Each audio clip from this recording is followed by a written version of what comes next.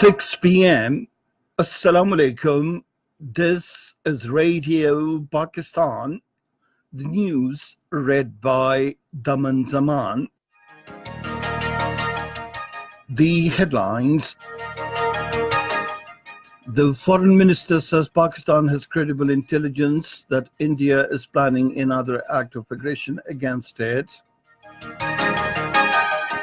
Pakistan released 100 Indian fishermen today as a goodwill gesture. The Prime Minister says money laundering would have been eliminated from the country if the Hudaybiyah case had been decided on merit. The Prime Minister's Youth Programme and SARS Programme will work in collaboration to devise an effective strategy through financial inclusion. In Afghanistan, 10 Taliban were killed during their offensive to overrun checkpoints around Ghazni city today. Iranian lawmakers have warned of reciprocal action against the United States if it designates the elite revolutionary guards as terrorists. In the Pakistan Cup cricket tournament, Khyber Pakhtunkhwa has set a victory target of 359 runs against Balochistan in Rawalpindi today. And now the news in detail. The Foreign Minister Shah Mahmood Qureshi says Pakistan has credible intelligence reports that India is planning another act of aggression against it between the 16th and the 20th of this month. Addressing a news conference in Multan today, he said in order to justify its military action and increase diplomatic pressure against Pakistan, India can stage a new drama in occupied Kashmir on the pattern of Pulwama. The foreign minister said keeping in view these facts, the Foreign Office immediately decided to hold a meeting of P5 ambassadors. The Foreign Secretary invited the ambassadors of the permanent members of the United Nations Security Council and apprised them of Pakistan's apprehensions on the developments taking place in the neighboring country. The Foreign Secretary impressed upon them to take notice of this dangerous development and stop India. He said Pakistan acted maturely and responsibly after the 26th February aggression by India and made sincere efforts to de-escalate the situation.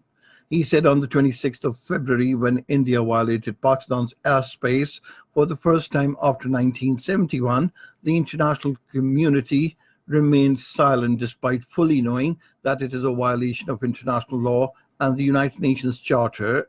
The international community should break its silence due to flashpoint nature of this region. He said they will have to act responsibly for peace in the world. Shah Mahmood Qureshi said despite all these steps, Pakistan once again decided to release 360 Indian prisoners as a peace gesture.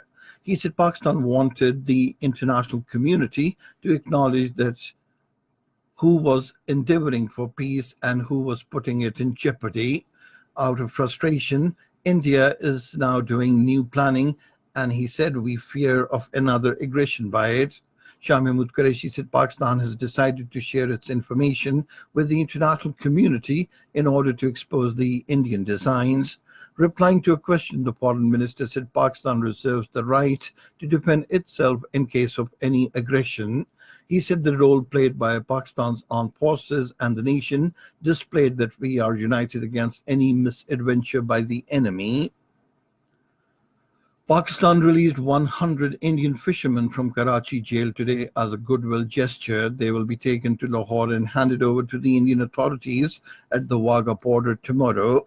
These fishermen had been arrested for illegally fishing in the Pakistani waters. Prime Minister Imran Khan says money laundering would have been eliminated from the country if the Hudaybiyah case was decided on merit.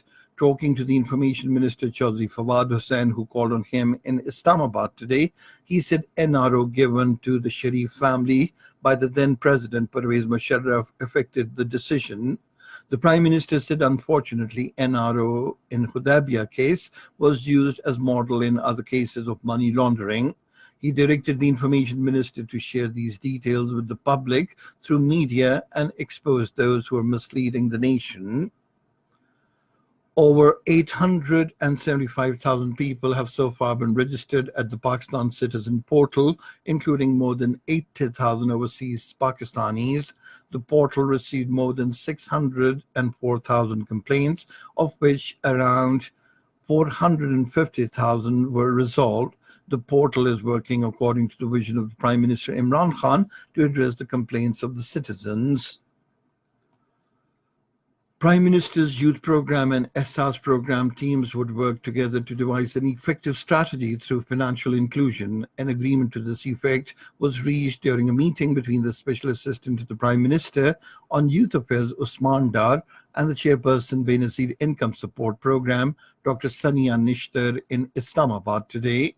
It was decided that Kamyab Jawan and ESSA's programs would be aligned to ensure a substantial impact for social engagement and economic development of the youth in different sectors of the economy.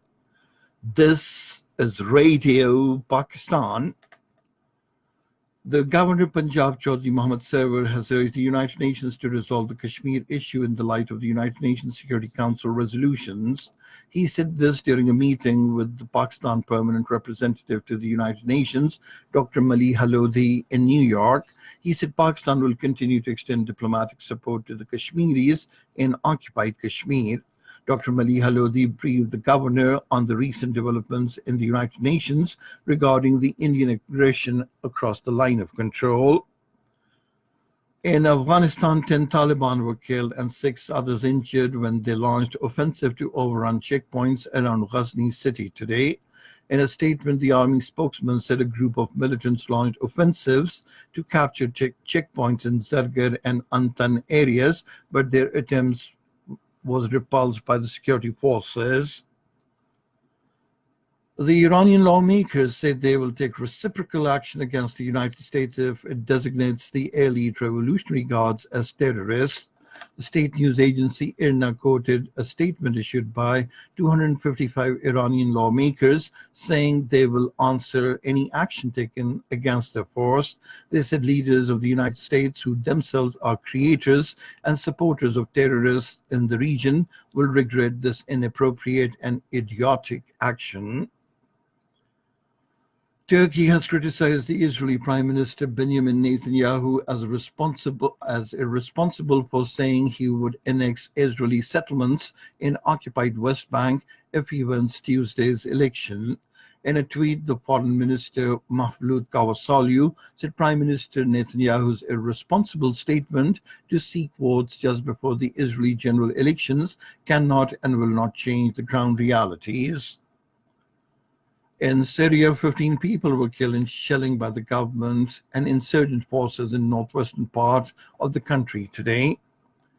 The United Nations Secretary General Antonio Guterres has urged to work vigorously to address and mitigate the root causes that undermine social cohesion and create conditions for hatred and intolerance. In his message in commemoration of the 25th anniversary of genocide against the Tutsi in Rwanda today, Antonio Guterres described the genocide as one of the darkest chapters in recent human history. And now news about sports. In the Pakistan Cup cricket tournament in Rawalpindi against Balochistan, Khyber Pakhtunkhwa has set a victory target of 359 runs. Earlier, Balochistan won the toss and elected to field. And finally, the weather. Mainly dry weather is expected in most parts of the country, while hot weather has been forecast for South Punjab and Sindh during the next 12 hours. However, light rain thunderstorm with gusty winds is expected at a few places in Quetta Division and Gilgit-Baltistan. To end the news, here once again are some of the headlines. The foreign minister says Pakistan has credible intelligence reports that India is planning another act of aggression against it. Pakistan released 100 Indian fishermen today as a goodwill gesture. The Prime Minister says money laundering would have been eliminated from the country if the Hudaybiyah case had been decided on merit. The Prime Minister's Youth Program and ESSA's program will work in collaboration to devise an effective strategy through financial inclusion. In Afghanistan, 10 Taliban were killed during their offensive to overrun checkpoints around the Ghazni city today. Iranian lawmakers have warned of reciprocal action against the United States if it designates the elite Revolutionary Guards as terrorists. Those were some of the headlines, and that is the end of this news bulletin. For more news and analyses, log on to our website, radio.gov.pk, and you can also watch the live video streaming of our bulletins on the link, facebook.com/Radio Pakistan News Official.